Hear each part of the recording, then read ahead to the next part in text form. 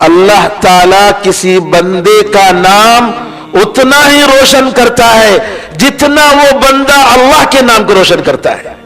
کہ اللہ نے فرمایا کہ بندہ اگر اپنے دل میں یاد کرتا ہے مجھے تو میں اس کو میرے نفس میں اس کو یاد کرتا ہوں, اور اگر بندہ لوگوں کے سامنے میرا ذکر کرتا ہے تو میں ان سے بہتر لوگوں کے سامنے, فرشتوں کے سامنے میں اس کا ذکر کرتا ہوں.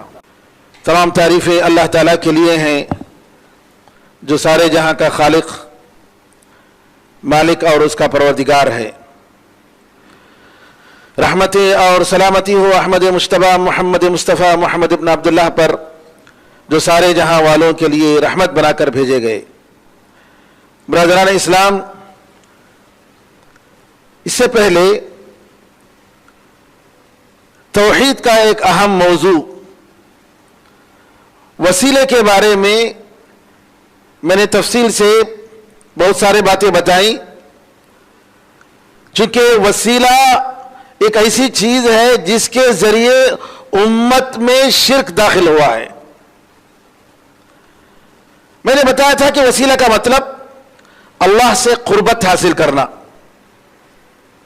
اللہ سے قریب ہونا. اور جب وسیلہ کا لفظ یہاں کہا جاتا ہے تو اس کا مطلب یہ ہے کہ کوئی ایسا ذریعہ جس کی وجہ سے اللہ تعالیٰ سے ہم اپنی دعاؤں کو, اپنی مرادوں کو منوا سکیں, اللہ تعالیٰ ہماری دعا قبول کر لے. اس میں سب سے بہترین قسم میں نے یہ بتایا کہ دعا کرتے ہوئے اللہ کے نام اور اس کے عظیم صفات کا حوالہ دے کر دعا کرنا. اور دوسری قسم میں نے یہ بھی بتائی کہ آدمی اپنے نیک عمل کا حوالہ دے کر کہ اے اللہ میں نے یہ عمل تیرے لیے کیا ہے, اے اللہ ہماری دعا قبول کر لے. غار والوں کا واقعہ اور دوسرے واقعات میں نے اس سلسلے میں ذکر کیے.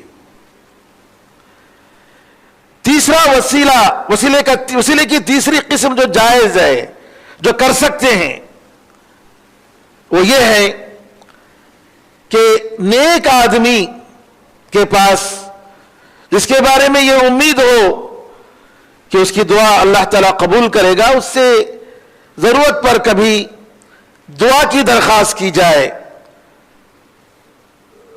اور اس سے طلب کیا جائے کہ ہمارے لیے آپ دعا کیجئے, جبکہ بشرطے کہ وہ زندہ ہو.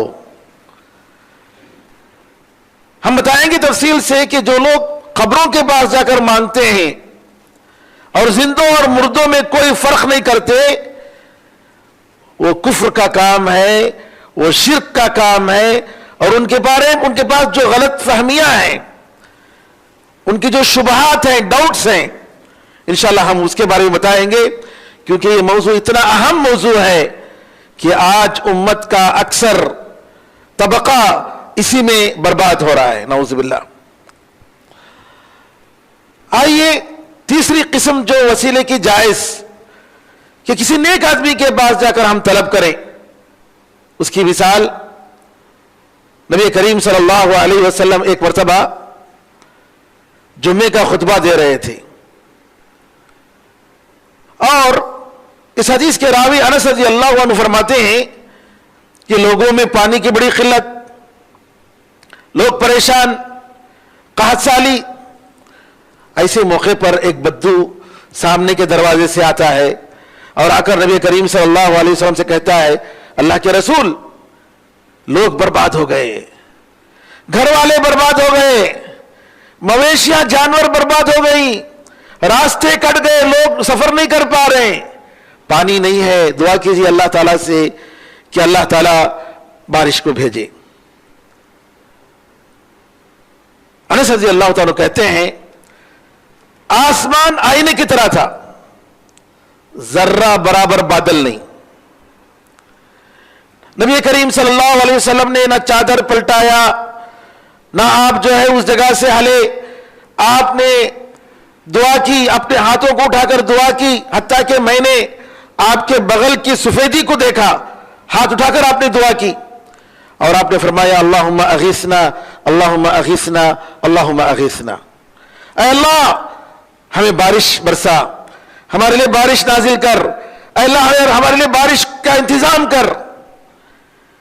یہ دعائیں نبی کریم صلی اللہ علیہ وسلم نے کی. کہتے ہیں کہ ہم نے نہ کوئی بادل دیکھا تھا، کچھ بھی نہیں، اتنے میں نبی کریم صلی اللہ علیہ وسلم نے جیسے ہی دعا کی زبردست ہوا چلی اور ہوا کے بعد بادل آیا. جی ایسا بادل کہ جو ہے گویا ڈھال جسے ہوتا ہے، آدمی اپنے آپ کو بچانے کے لیے ڈھال کا استعمال کرتا ہے، اس طریقے سے بادل گول سا آیا اور بارش برسنے لگی. کہتے ہیں کہ بارش نبی کریم صلی اللہ علیہ وسلم منبر سے اترے بھی نہیں تھے کہ بارش اترنے لگی. اتنی بارش ہوئی کہ جو ہے اس دن پوری بارش، دوسرے دن، تیسرے دن، پورا ایک ہفتہ. کہتے ہیں کہ 6 دن ہم نے سورج کو نہیں دیکھا. انس رضی اللہ تعالیٰ فرماتے ہیں. پھر اس کے بعد نبی کریم صلی اللہ علیہ وسلم دوسرا جمعہ جب خطبہ دے رہے تھے، انس رضی اللہ عنہ کہتے ہیں کہ وہی شخص یا کوئی دوسرا شخص داخل ہوا. کہا اللہ کے رسول راستے کٹ گئے، گھر گر گئے ہیں اور لوگ پریشان ہیں، اللہ سے دعا کیجئے کہ اللہ تعالیٰ بارش کو روک لے. نبی کریم صلی اللہ علیہ وسلم جی دعا کرتے ہیں اللہم حوالینا لا علینا، اے اللہ ہمارے اطراف، ہمارے اوپر نہیں، درختوں پر، پہاڑوں پر، وادیوں پر. نبی کریم صلی اللہ علیہ وسلم نے دعا کی اور نبی کریم صلی اللہ علیہ وسلم نے اپنے ہاتھ کے ذریعے ایسے اشارہ کیا ہمارے اطراف. کہتے ہیں انس رضی اللہ عنہ جیسے نبی کریم صلی اللہ علیہ وسلم اشارہ کرتے تھے بادل ایسے چھٹ جاتا تھا. دائیں طرف اشارہ کیا ادھر چھٹ گیا، بائیں طرف اشارہ کیا ادھر چھٹ گیا. سبحان اللہ، بارش رک گئی. بتائیے نبی کریم صلی اللہ علیہ وسلم کا ایک عظیم معجزہ، نبی کریم صلی اللہ علیہ وسلم کے بے شمار معجزات آپ کی زندگی میں، ایسے میراکلز، ایک ایک واقعہ لوگوں کے اسلام کے لیے سبب بن سکتا ہے. ایک ایک واقعہ، بے شمار سینکڑوں واقعات. اللہ اکبر. میرے بزرگوں، میرے نوجوانوں، آئی ٹی کے میدان میں کام کرنے والوں، یہ آپ لوگوں کا فرض ہے جس کے پاس یہ ہنر ہے کہ وہ اسلام کی دعوت دوسروں تک پہنچا سکتا ہے. آج اس ملک میں اور پوری دنیا میں انٹرنیٹ کے ذریعے ہم اسلام کی دعوت کو ہر گھر میں داخل کر سکتے ہیں. افسوس یہ ہے کہ دوسرے اہل باطل کے لیے دن رات محنت کر رہے ہیں. ہمارے دل میں حق کو پہنچانے کی تڑپ نہیں ہے. ہمارا جو ڈی پی ہوتا ہے، ہمارا جو اسٹیٹس ہوتا ہے، آپ ذرا دیکھ لیں لوگوں کے گانے بجانے، بیکار چیزیں، ایسی چیزیں جس کا کوئی فائدہ نہیں. ہمارے واٹس ایپ میں یہ سارے وسائل، فیس بک میں، جی ٹویٹر میں، انسٹاگرام میں کیا کر رہے ہیں ہم لوگ؟ اہل باطل دیکھیے کس طریقے سے اس کو استعمال کرتے ہیں. جب ملک کے بڑے صدر نے جی ملک کے لیے بربادی کا راستے کا طور پر لگے ہوئے. بتائیے اگر قرآن کریم میں جو آیتیں ہیں جس میں اللہ سوال کرتا ہے توحید کے بارے میں، صرف سوال اِلَٰهٌ مَّعَ اللَّهِ، کیا اللہ کے ساتھ بھی کوئی خدا ہے؟ صرف ایک سوال، اس کا ترجمہ اور بہترین انداز سے بنا کر کوئی ڈی پی میں ڈال دیا. اور آپ کے جاننے والے کتنے لوگ غیر مسلم ہیں جو دیکھتے ہیں آپ کے موبائل اور آپ کے واٹس ایپ سے ان کا تعلق ہوتا ہے. سوال اِلَٰهٌ مَّعَ اللَّهِ یا لَوْ كَانَ فِيهِمَا آلِهَةٌ إِلَّا اللَّهُ لَفَسَدَتَا، اگر ان دونوں جہانوں میں، زمین و آسمان میں، اللہ کے سوا کوئی اور خدا ہوتا تو اس کا نظام ہی بگڑ جاتا. جی بے شمار. فَفِرُّوا إِلَى اللَّهِ، اللہ کی طرف دوڑو. قرآن کریم کی اتنی ایسی آیتیں، صرف اس کا ترجمہ اگر آپ ڈال دیں گے، اللہ اکبر، لوگوں کی ہدایت کا سبب بن سکتا ہے. لوگوں کی ہدایت کا سبب بن سکتا ہے. میرے بھائیوں، بہت افسوس کی بات ہے کہ ہم لوگ غفلت کی زندگی گزار رہے ہیں. اللہ تعالیٰ کی توحید کو پھیلائیے, اللہ کی وحدانیت کو پھیلائیے. آپ کے گھر میں, آپ کی زندگی میں, آپ کی تجارت میں برکت آئے گی. حدیث میں علماء فرماتے ہیں, شیخ الاسلام تیمیہ نے کہا, اللہ تعالیٰ کسی بندے کا نام اتنا ہی روشن کرتا ہے جتنا وہ بندہ اللہ کے نام کو روشن کرتا ہے. اور اس کی مثال حدیث, نبی کریم صلی اللہ علیہ وسلم کی حدیث کہ اللہ نے فرمایا کہ بندہ اگر اپنے دل میں یاد کرتا ہے مجھے تو میں اس کو, میرے نفس میں اس کو یاد کرتا ہوں. فَإِن ذَكَرَنِهِ فِي نَفْسِي ذَكَرْتُهُ فِي نَفْسِي, اگر اپنے نفس میں اس کو, اللہ کو یاد کرتا, اللہ تعالیٰ حدیث قدسی میں فرماتا ہے میں اپنے نفس میں اس کو یاد کرتا ہوں. وَإِن ذَكَرَنِي فِي مَلَئٍ ذَكَرْتُهُ فِي مَلَئٍ خَيْرٍ مِّنْهُمْ, اور اگر بندہ لوگوں کے سامنے میرا ذکر کرتا ہے تو میں ان سے بہتر لوگوں کے سامنے, فرشتوں کے سامنے میں اس کا ذکر کرتا ہوں. یہ توحید کی برکت ہے میرے بھائیوں, یہ توحید کی برکت ہے. اللہ کی وحدانیت, اللہ نے جو وسائل آپ کو دیے ہیں ان وسائل کو توحید کو پھیلانے میں, اللہ کی وحدانیت کو پھیلانے میں, لوگوں کو اللہ کے ساتھ جوڑنے میں استعمال کیجئے. آج اس کی سخت ضرورت ہے. غیر تو غیر, ہمارے بھائی کتنے خبروں کے پاس, مزاروں کے پاس, درگاہوں کے پاس لوگوں نے ان کو اپنا غلام بنا لیا. جاتے ہیں انسان کے پاس سجدہ کرتے ہیں, اس کا پیر چومتے ہیں, نعوذ باللہ. اس کے جیسا انسان ہے, گندگی کو اپنے پیٹ میں لے کر پھر رہا ہے, نعوذ باللہ من ذالک, اور اس کے سامنے جا کر وہ سجدہ کر رہا ہے. کتنی بری بات ہے. آخر ان اپنے بھائیوں کو سمجھانے والا کون ہے؟ اگر ہم سب ہمارے فریضے کو نہیں سمجھیں گے تو پھر کیسے ہوگا؟ بہرحال یہ وسیلے کا جو مفہوم, غلط مفہوم لوگوں میں بیٹھا ہوا ہے, اس کے ازالے کی ضرورت ہے. یہاں دیکھیں نبی کریم صلی اللہ علیہ وسلم سے سوال کیا گیا. صحابہ آتے تھے اور اپنی ضرورت کے لیے نبی کریم صلی اللہ علیہ وسلم سے دعا کی درخواست کرتے تھے جب آپ زندہ تھے.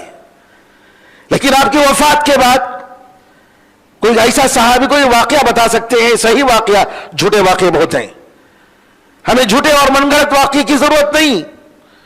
1,24,000 صحابہ, کوئی بتا سکتا ہے 1,24,000 صحابہ میں ایک صحابی مرد یا عورت نبی کریم صلی اللہ علیہ وسلم کی وفات کے بعد جا کر قبر کے پاس جا کر نبی کریم صلی اللہ علیہ وسلم سے مانگا ہو کہ اللہ کے رسول آپ اللہ تعالیٰ سے دعا کیجیے؟ ڈائریکٹ مانگنا تو الگ بات, ہم یہاں جو بول رہے ہیں قبر والے سے دعا کی درخواست کرنا ہرگز نہیں. ایک اور مثال, صحیح مثال دے رہا ہوں, بخاری کی روایت ہے, انس بن مالک رضی اللہ تعالیٰ عنہ روایت کرتے ہیں کہ عمر رضی اللہ عنہ کی خلافت کے زمانے میں قحط سالی آئی. عمر رضی اللہ عنہ کے زمانے میں تقریباً 10.5 سال حکومت تھی آپ کی. عمر رضی اللہ تعالیٰ عنہ جب دیکھتے ہیں کہ پانی نہیں ہے تو کیا کرتے ہیں, عباس رضی اللہ تعالیٰ عنہ نبی کریم صلی اللہ علیہ وسلم کے چچا آپ کو بلاتے ہیں, کہتے ہیں اے اللہ, عمر رضی اللہ عنہ فرماتے ہیں اے اللہ انا کننا نتوسل الیک بنبینا فتسقینا, ہم نبی کریم صلی اللہ علیہ وسلم جب زندہ تھے ہم ان کے ذریعے تجھ سے ہم مانگتے تھے, ان کے ذریعے ہم مانگتے تھے اور تو بارش برساتا تھا. لیکن اب نبی کریم صلی اللہ علیہ وسلم نہیں ہے. وَإِنَّا نَتَوَسَّلُ إِلَيْكَ بِعَمِّ نَبِيِّنَا فَاسْقِنَا, ہمارے پاس نبی کریم صلی اللہ علیہ وسلم کے چچا ہیں, ہم ان کے ذریعے تجھ سے مانگ رہے ہیں, اے اللہ تو ان کی دعا قبول کر اور بارش برسا. کہتے ہیں کہ عباس رضی اللہ تعالیٰ دعا کرتے اور بارش ہوتی تھی. عمر رضی اللہ عنہ کو اتنا معلوم نہیں تھا کہ نبی کریم صلی اللہ علیہ وسلم کی خبر کے پاس جا کر مانگتے, کیوں نہیں کیا؟ کیوں؟ شرک ہے, وہ شرک ہے, جائز نہیں ہے. اسی طریقے سے ابن عساکر رحمت اللہ علیہ اپنے تاریخ دمشق, دمسکس کی تاریخ تقریباً 30 جلدوں میں کتاب ہے، 30 سے بڑھ کر یہ کتاب. ابن عساکر رحمت اللہ علیہ 7ویں صدی کے بڑے عالم گزرے ہیں. کہتے ہیں کہ سیریا میں، شام میں قحط سالی کا زمانہ تھا. معاویہ رضی اللہ تعالیٰ عنہ اور سیریا والے اللہ تعالیٰ سے بارش کے لیے نکلے، بارش کی دعا مانگنے کے لیے نکلے. جب معاویہ رضی اللہ عنہ منبر پر بیٹھ گئے تو معاویہ رضی اللہ تعالیٰ عنہ نے کہا یزید بن اسود الجرشی کہاں ہیں؟ یزید بن الاسود الجرشی کہاں ہیں؟ آئے، وہ دور بیٹھے ہوئے تھے، آئے، کہا معاویہ رضی اللہ تعالیٰ عنہ نے، اور آ کر جو ہے معاویہ رضی اللہ تعالیٰ منبر پر اوپر بیٹھے ہوئے تھے. یزید بن الجرشی منبر پر پہلی سیڑھی پر بیٹھ گئے. پھر اس کے بعد معاویہ رضی اللہ عنہ نے اللہ سے دعا کی اللہم انا نستشفع الیک اليوم بیزید بن الاسود الجرشی اللہم انا نستشفع الیک اليوم بخیرنا وافضلنا. اے اللہ، آج ہمارے پاس، اے آج ہم تمہارے پاس ہم میں سب سے بہتر اور سب سے افضل جو آدمی ہے اس کے ذریعے ہم تجھ سے مانگ رہے ہیں. پھر اس کے بعد معاویہ رضی اللہ عنہ کہتے یا یزید ارفع یدیک الی اللہ، اے یزید تمہارے ہاتھوں کو اللہ کی طرف اٹھاؤ، مانگو، دعا کرو. یزید بن جرشی نے دعا کی اور لوگوں نے دعا کی. کہتے ہیں کہ بادل آیا اور ہوا زور سے چلی اور الحمدللہ بارش ہوئی، حتیٰ کہ لوگ گھر تک پہنچ نہیں پاتے تھے. ایک اور واقعہ اس آدمی کے بارے میں، یزید بن جرشی کے بارے میں ایک اور واقعہ، اور وہ بھی صحیح واقعہ. ضحاک بن قیس کہتے ہیں کہ لوگ جو ہے بارش کے لیے، بارش کی دعا کے لیے نکلے تو اس وقت جو ضحاک بن قیس وہاں کے گورنر تھے، انہوں نے کہا اے رونے والے. یزید بن جرشی جو ہے وہ اللہ تعالیٰ کا خوف کھا کر روتے تھے. تو ضحاک بن قیس نے کہا قم یا بکا، اے زیادہ رونے والے اٹھو، کھڑو، دعا کرو. کہتے 3 مرتبہ انہوں نے دعا کی، اللہ تعالیٰ نے بارش بھیج دی. سبحان اللہ. کہنے کا مطلب یہ ہے میرے بھائیوں کہ یہاں پر نہ عمر رضی اللہ عنہ نے، نہ معاویہ رضی اللہ تعالیٰ عنہ نے نبی کریم صلی اللہ علیہ وسلم کی قبر کے پاس جا کر دعا کی، نہیں، نہ کسی ابو بکر یا عمر یا کسی اور کی قبر کے پاس. تو کہنے کا مطلب یہ ہے کہ جو مر چکے ہیں ان سے دعا کی درخواست کرنا ان کے قبر کے پاس جا کر، یہ بھی جائز نہیں ہے. یہ بھی جائز نہیں ہے کہ آپ اللہ کے پاس گزارش کیجئے، میری درخواست. مسجد نبوی میں لوگ جاتے ہیں، چٹیاں لے کر جاتے ہیں اور جا کر وہاں دھاگے باندھتے ہیں، خاص طور پر عورتیں اتنی نعوذ باللہ شرک کے کام کرتے ہیں. اے اللہ کے رسول مجھے بچے نہیں ہیں، آپ دعا کیجئے. اللہ کے دربار میں چٹی، نعوذ باللہ اتنی چٹیاں نکالتے ہیں لوگوں کی زیارتوں کے ہونے کے بعد کے موسم کے بعد کہ مت پوچھو. یہ سب ناجائز اور شرک کا کام ہے، بدعت کا کام ہے میرے بھائیوں. اسی طریقے سے ایک اور واقعہ، اویس قرنی ایک بڑے تابعی تھے یمن کے. ان کی خوبی یہ تھی کہ ان کے ماں کے ساتھ بہت ہی فرما بردار، ہمیشہ ان کی ماں کا خیال کرنے والے، حتیٰ کہ ماں کی خدمت کرنے کی غرض سے نبی کریم صلی اللہ علیہ وسلم تک سفر کر کے نہیں آئے، صحابی کے لقب سے محروم ہو گئے. یمن کے لوگ آتے تھے نبی کریم صلی اللہ علیہ وسلم کے پاس، لیکن وہ نہیں آئے. کیوں؟ ماں کی ضرورت ہے، ماں کی خدمت کی ضرورت ہے. اگر میں چلا جاؤں گا تو ماں کی خدمت کون کرے گا؟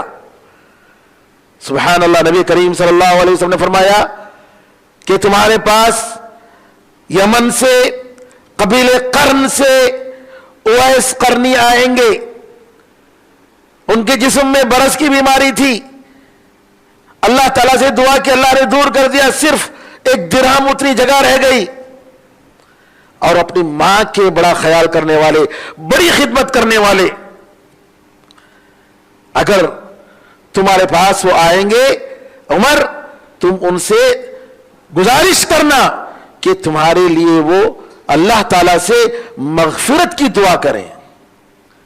کس سے کہا جا رہا ہے؟ عمر رضی اللہ عنہ سے. عمر کون؟ اگر میرے بعد نبی ہوتا تو عمر ہوتے. عمر کون؟ لوگ کہتے تھے صحابہ رضی اللہ اجمعین، ہم لوگ کہتے تھے کہ عمر کی زبان پر تو فرشتہ بات کرتا ہے. عمر کی زبان پر تو فرشتہ بات کرتا ہے. عمر کون؟ 10 آیتیں ایسی کہ جن کی رائے کے مطابق قرآن کریم کا نزول ہوا، انہوں نے رائے دی، مشورہ دیا، اور ان کی رائے کے مطابق قرآن کریم کا نزول ہوا. 10 آیتیں. اللہ اکبر. ایسے عمر، اور عمر کے زمانے میں وہ آتے ہیں. یہ بھی ایک معجزہ. میرے بھائیوں، آج کچھ لوگ ہیں جو نعوذ باللہ نبی کریم صلی اللہ علیہ وسلم کی حدیثوں کا انکار کرتے ہیں. ہمارے مدراس میں ہیں، نبی کریم صلی اللہ علیہ وسلم کی حدیث کے بارے میں مذاق اڑانا، انکار کرنا، اور کہتے ہیں قرآن ہمارے لیے کافی ہے. ارے بدبختو، اگر تم نبی کریم صلی اللہ علیہ وسلم کی حدیث کا انکار کرتے ہو تو تم اسلام کے دائرے سے نکل گئے، تم مسلمان نہیں ہو.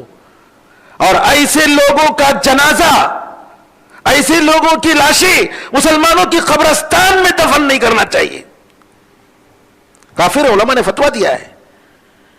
ان کے کہنے کا مطلب یہ ہوا کہ نبی کریم صلی اللہ علیہ وسلم صرف ایک پوسٹ مین، نعوذ باللہ، پوسٹ لا کر دے کر چلے گئے، قرآن لا کر دیا اور چلے گئے.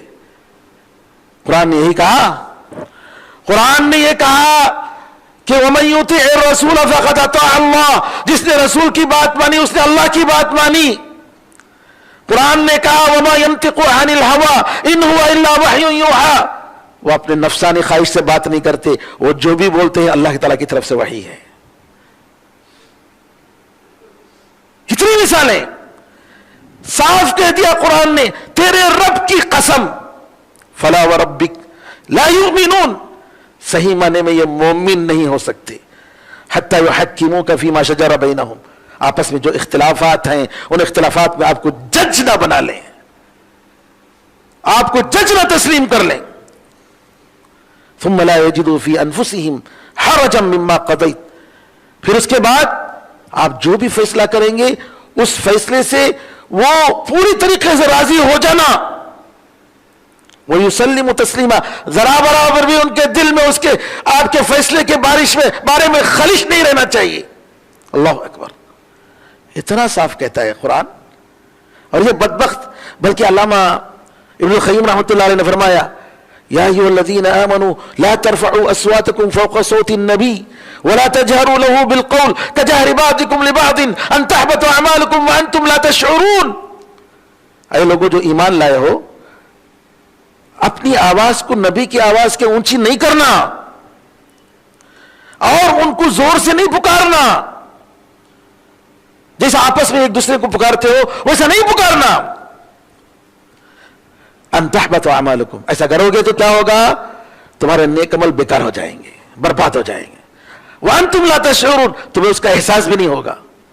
علامہ ابن القیم کہتے ہیں اللہ تعالیٰ کہتا ہے جب ایک آدمی اپنی آواز نبی کریم صلی اللہ علیہ وسلم کی آواز پر اونچی کرتا ہے، اس کے ساری نیکیاں برباد ہو جائیں گی. تو بتاؤ اس آدمی کے بارے میں کیا خیال ہے جو اپنی رائے کو یا کسی اور کی رائے کو، اس کے قول کو نبی کریم صلی اللہ علیہ وسلم کے قول پر مقدم کرتا ہے. کیا وہ اس کا ایمان رہے گا؟ ہرگز نہیں.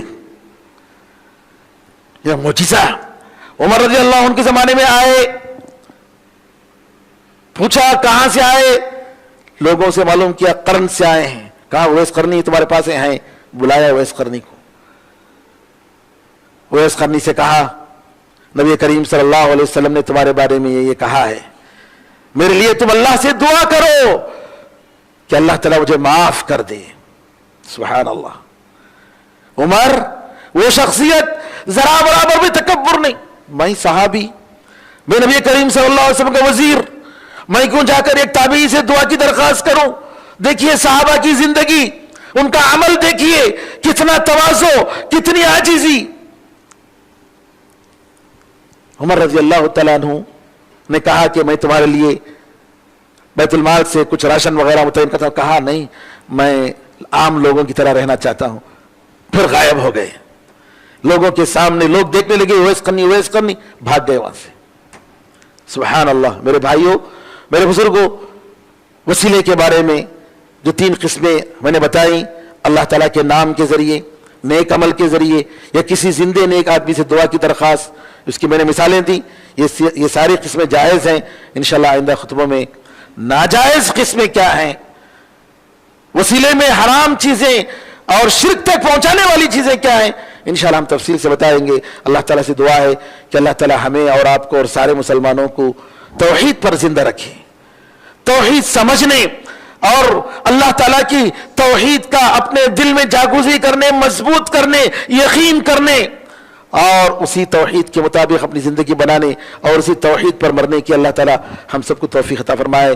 آمین ارحم الراحمین. بارک اللہ لنا ولکم فی القرآن العظیم ونفعنا وإیاکم بالآیات والذکر الحکیم. انہ تعالی جواد کریم ملک بالرؤوف رحیم رب حلیم.